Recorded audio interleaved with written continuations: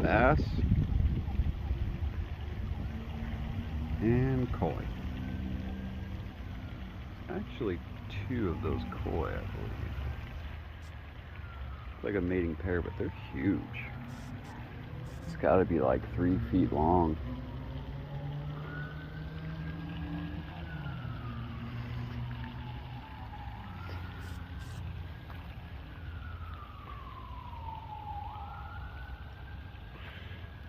Some native bass, bluegill, and your introduced koi.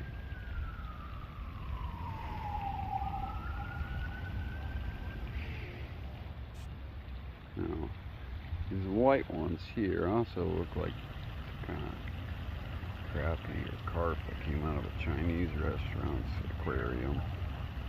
I don't know what it is. Tilapia of some sort, I have no idea. Interesting fish though. There's like 3 or 4 of these albinos.